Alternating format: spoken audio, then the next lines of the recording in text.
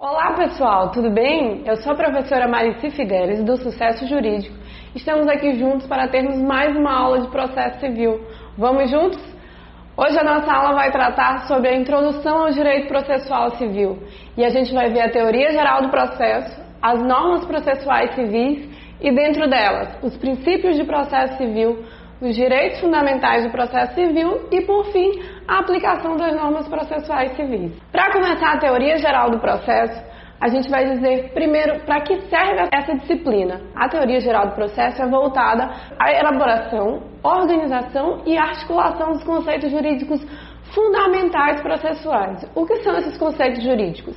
São aqueles indispensáveis à compreensão jurídica do fenômeno processual. Ou seja, a gente vai estudar o que é um processo, a gente vai estudar o que é uma sentença, o que é um recurso, para diante desses conceitos a gente poder entender o processo civil. Bem, e o que é o processo? O processo é um método de exercício da jurisdição, então é através dele que a jurisdição vai ser exercida. Vamos dar início então ao estudo das normas processuais civis. O processo civil ele é ordenado, disciplinado e interpretado, conforme diz o Código, conforme os valores e as normas fundamentais estabelecidos na nossa Constituição Federal.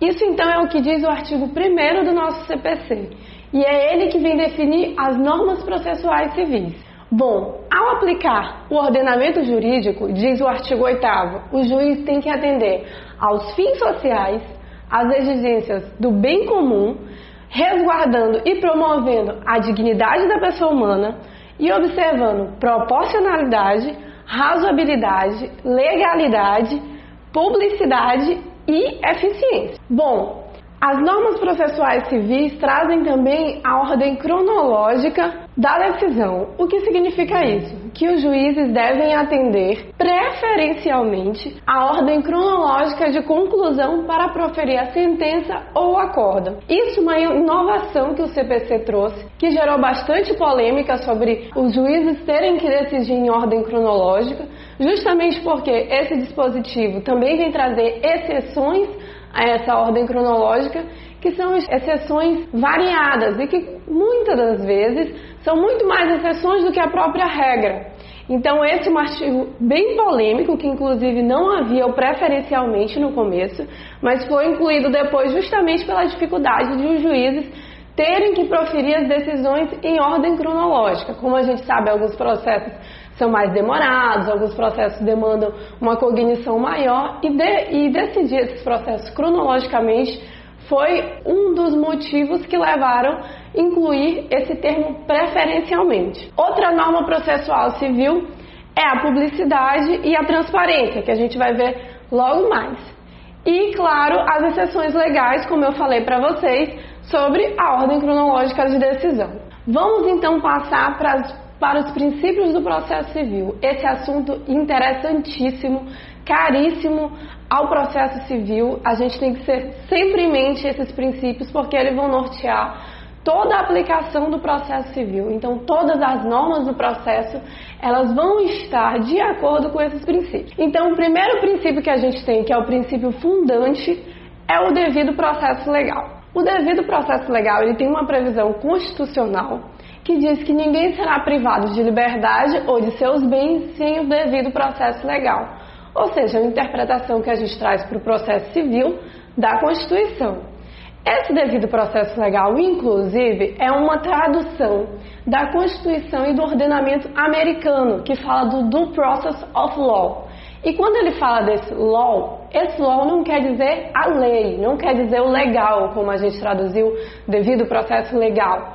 Ele quer dizer um devido processo conforme o direito. Esse law é do direito, ou seja, do ordenamento jurídico. Deve ser um devido processo não legal, mas um devido processo constitucional, tendo em vista que a Constituição é que vai nortear todo o ordenamento jurídico. Esse devido processo, é importante a gente observar que ele tem uma diferenciação entre o devido processo legal formal e o devido processo legal substancial.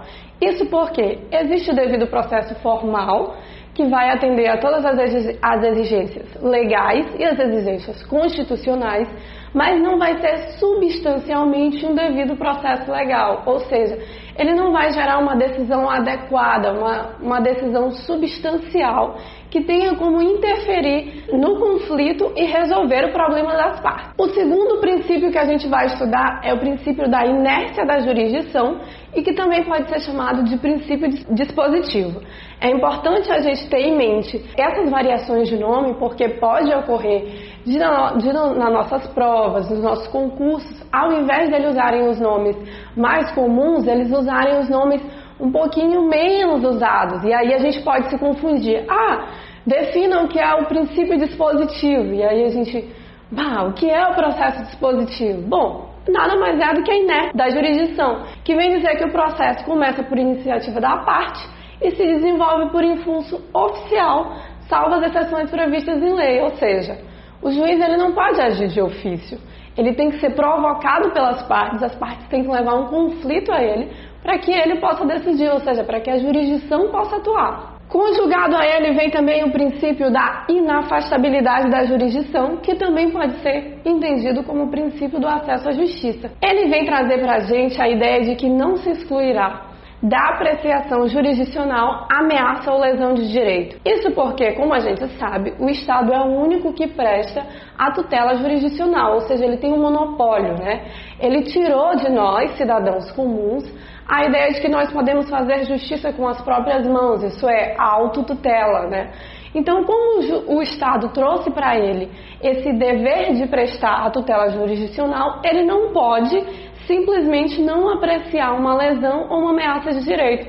Por isso o princípio da inafastabilidade, porque a jurisdição não pode deixar de apreciar um pedido que a parte tenha. Esse princípio também tem previsão no artigo 5º da Constituição, que diz que a lei não excluirá da apreciação do Poder Judiciário lesão ou ameaça de direito. Ou seja, a gente vê que a norma do CPC e a norma da Constituição são bem similares. O nosso quarto princípio é uma inovação do Código de Processo Civil. E é uma inovação importantíssima, porque todo o Código de Processo Civil vem baseado nela, que é a solução consensual de conflitos. A gente vai achar a previsão dela no artigo 3º, parágrafos 2º e 3º, que o Estado promoverá, sempre que possível, a solução consensual de conflitos. Então esse é um princípio fundante. O Estado ele tem que promover, sempre que possível, a solução consensual. E ele diz mais, diz que a conciliação, a mediação e os outros métodos de solução consensual deverão ser estimulados não só pelos juízes, mas por advogados, defensores públicos, membros do Ministério Público, inclusive no curso do processo judicial. Então, olha que interessante. O Código trouxe para a gente não só a previsão da solução consensual de conflitos, mas ele trouxe também a previsão dessa solução dentro do processo judicial. Então, como a gente sabe, existem as conciliações feitas fora do âmbito do Poder Judiciário e existe também a conciliação e a solução que tem que ser observada dentro do processo. Mais um princípio para a gente é o princípio da duração razoável do processo ou princípio da eficiência processual. O que é que ele vem dizer? Que as partes têm o direito de obter em tempo razoável, em prazo razoável, a solução integral do mérito, incluída aí a atividade satisfativa. Essa também é uma inovação do nosso CPC, que agora prevê que a duração razoável do processo não inclui só a decisão de mérito, mas a satisfação do conflito, ou seja, não basta o juiz dizer que A deve a B, ele tem que possibilitar que B possa receber o dinheiro que A lhe deve, certo? Então, o que é isso? Ele vem trazer para a gente justamente a otimização da prestação judicial, ou seja, o juiz ele tem que promover aquela atividade satisfativa e mais, ele tem que fazer isso com o menor número de atos processuais possíveis. Então, ele vai usar da jurisdição da forma mais ampla para que possa prestar em menor tempo a prestação jurisdicional efetiva, ou seja, que possa resolver o conflito que trouxeram as partes. E aí a gente tem também dois princípios que andam juntinhos, a proporcionalidade e a razoabilidade, que são inclusive desdobramentos do devido processo legal e que estão previstos no nosso CPC no artigo 8º, que, como a gente já tratou, ao aplicar o ordenamento jurídico, o juiz atenderá aos fins sociais, exigências do bem comum, dignidade da pessoa humana e aí sim, observando a proporcionalidade e a razoabilidade. Então o juiz ele vai observar todos esses princípios e, claro, observando a proporcionalidade e a razoabilidade na aplicação desses princípios. Temos também o princípio do juiz natural ou da vedação dos tribunais de exceção. Esse princípio, inclusive, que tem previsão também na nossa Constituição Federal, que diz que não haverá juízo ou tribunal de exceção. Isso quer dizer o quê? Que a autoridade ele deve preexistir ao fato que ele está julgando. E essas regras de competências, que a gente vai ver nas aulas mais na frente, elas vão ser definidas tanto pela Constituição, como pelo Código Civil e em leis esparsas também, como o Código de Processo Civil, e as leis esparsas no ordenamento jurídico. Então, essa previsão ela vem trazer justamente a questão de que o juiz ele tem que preexistir à causa. Não pode ser um juiz determinado para julgar aquela causa em específico. Justamente isso para possibilitar que haja a imparcialidade do juiz, ou seja, o juiz ele já existe, ele não vai ser designado para aquele caso específico. Aí, claro, vedando de que a gente poderia achar um juiz para julgar um caso extremamente específico, que já teria uma definição do que acha correto, que já estaria influenciado seja pela mídia, seja pela sociedade, e por isso, então, essa vedação dos tribunais de exceção e a determinação do juiz natural. Como diz a nossa Constituição também, ninguém será processado nem sentenciado senão pela autoridade competente. Ou seja, essa autoridade competente é justamente o desdobramento desse princípio do juiz natural. E aí a gente vai entrar agora nos direitos fundamentais do processo civil. O processo civil, como a gente viu, é estruturado por direitos fundamentais, que compõem o direito fundamental ao processo justo. Então, todos os direitos fundamentais que a gente vai ver agora, eles são pequenas peças que vão formar o grande direito fundamental ao processo justo. Então, todos os direitos que a gente vai ver agora têm por objetivo, em conjunto, formar o direito fundamental ao processo justo. O CPC, inclusive, é uma tentativa do legislador de adimplir com esse dever constitucional do processo justo. O nosso primeiro direito, o direito fundante, é o direito à tutela adequada, efetiva e tempestiva. Notem que são 3 elementos que vão somar-se e vão configurar esse direito. O direito à tutela adequada é aquele que vai se adequar ao conflito que se deseja solucionar. Então, para ser adequado, ele tem que se adequar ao conflito que se deseja solucionar. Então, ele tem que ser efetivo. Ora, se eu tenho um título executivo e quero executar, esse direito adequado tem que ser uma ação de execução, não pode ser uma ação de conhecimento, porque o título eu já tenho reconhecido. Então, ele tem que ser adequado a solucionar o conflito. Se eu, por exemplo, não tenho reconhecimento desse direito, eu tenho que ter um processo de conhecimento para primeiro reconhecer o meu direito ao crédito, para que aí sim eu possa executar. Então tem que ser uma tutela adequada aos fins que eu procuro. Tem que ser uma tutela também efetiva, ou seja, que resulte na solução do conflito. Então tem que ser, o juiz quando vai aplicar, ele tem que observar mormente no ordenamento jurídico a solução efetiva do conflito. Ou seja, não basta dizer o direito, ele tem que aplicar aquele direito e solucionar o conflito que foi trazido.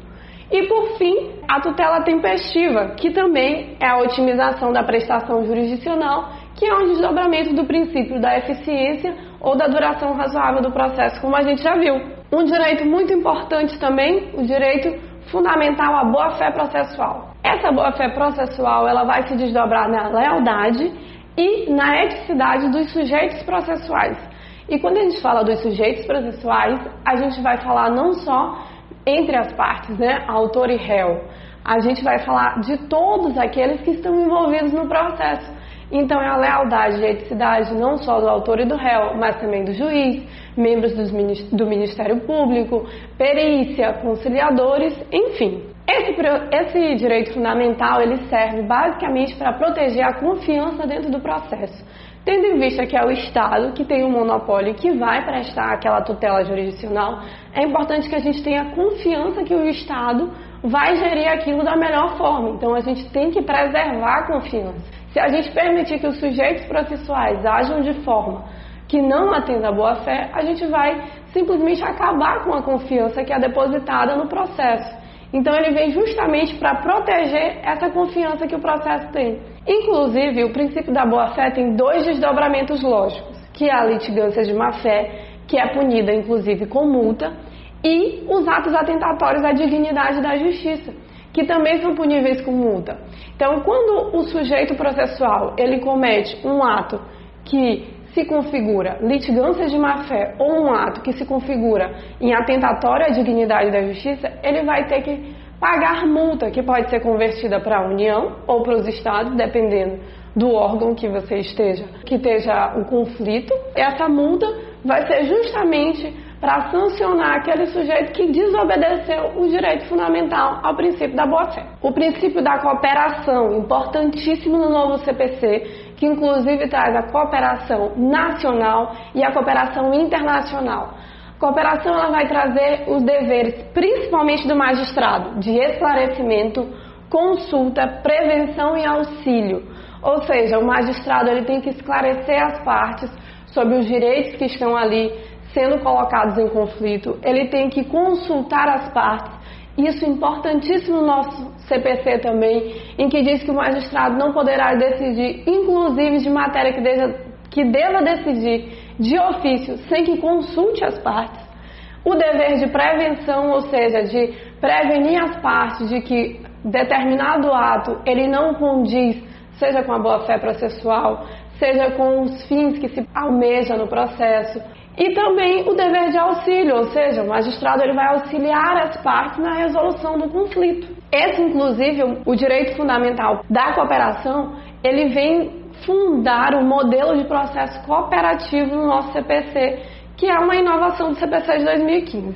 Então, a cooperação ela deve existir entre todos os sujeitos do processo. Assim como o direito fundamental à boa-fé, o direito fundamental à cooperação ele deve ser exercido não só pelo autor e pelo réu, mas como pelos juízes, membros do Ministério Público e aí vai. O direito à igualdade ou o direito à isonomia, previsto no nosso artigo 7º do CPC, vem trazer o direito à paridade de armas. O que seria essa paridade de armas? É justamente equilibrar os dois sujeitos que estão nessa relação processual. Ele vem trazer a igualdade no acesso à justiça. Ele vem promover a imparcialidade no juiz para julgar.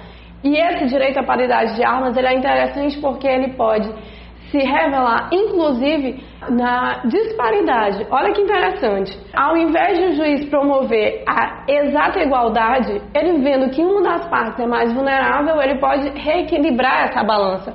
E como que ele faz isso? Ele vai fazer isso distribuindo o ônus da prova mais para um do que para outro, porque um tem a possibilidade maior de trazer ao juízo as provas do conflito.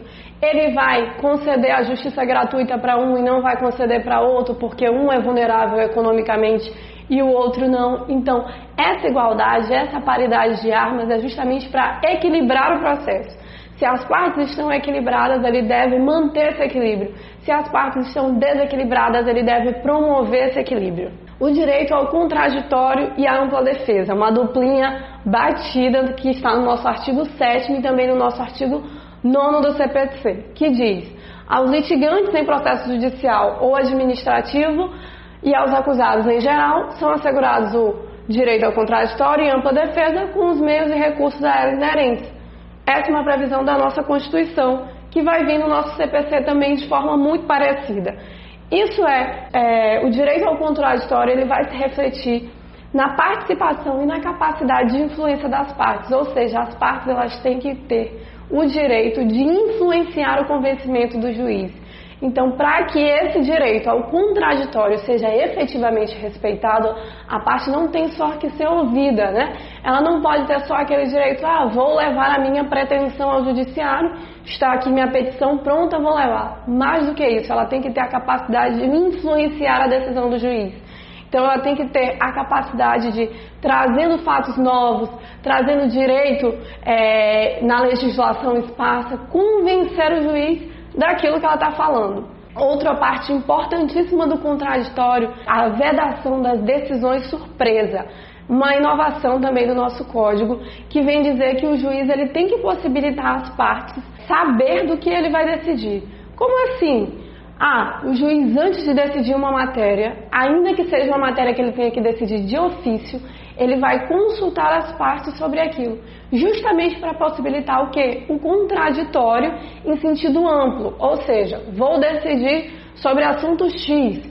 Parte A, o que você tem a me trazer sobre o assunto X? Parte B, o que você tem a me trazer sobre o assunto X? E diante do que as partes trazem, o juiz vai decidir, ou seja, uma vedação das decisões surpresa. Nenhuma parte vai ser surpreendida com uma decisão sobre a qual ela não pode se manifestar. O nosso próximo direito fundamental, o direito à fundamentação ou motivação das decisões judiciais. Importantíssimo esse direito fundamental.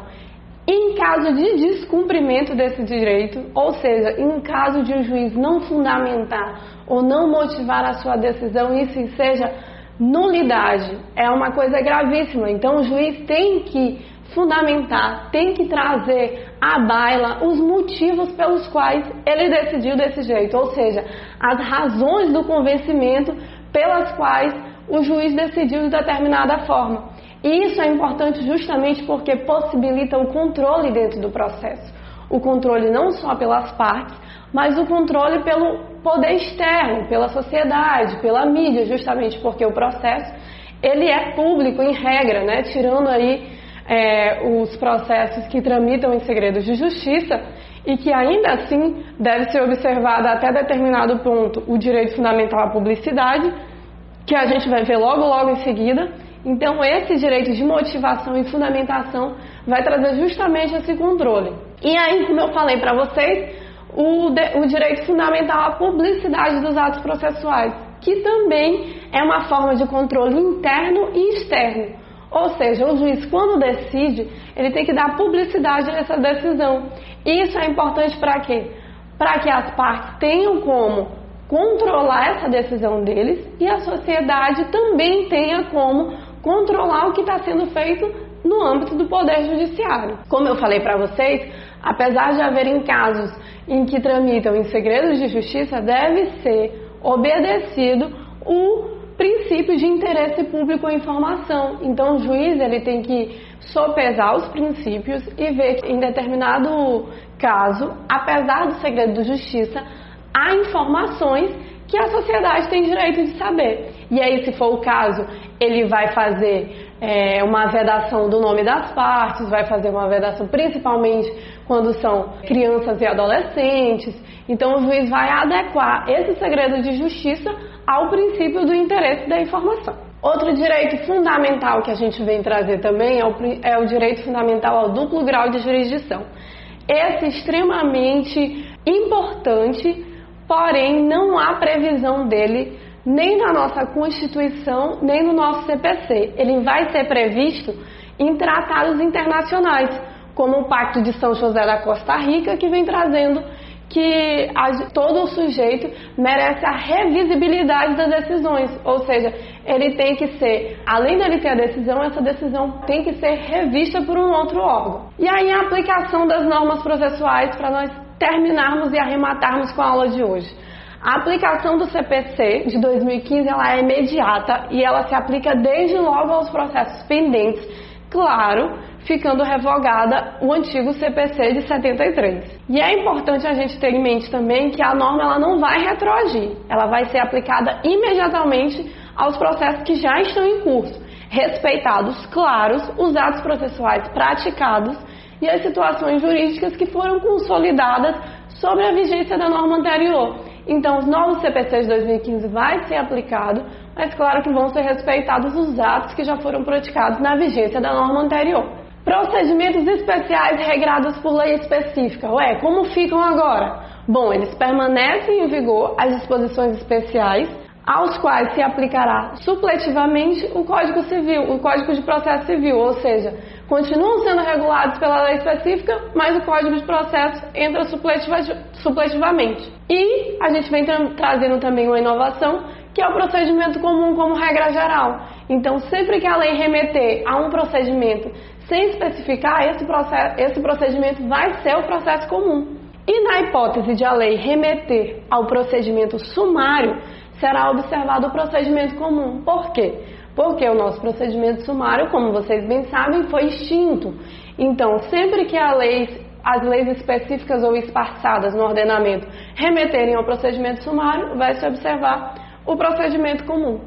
Por fim, aí a gente traz a prioridade de tramitação, que é observada aos idosos, portadores de doença grave e aqueles que são regulados pelo Estatuto da Criança e do Adolescente.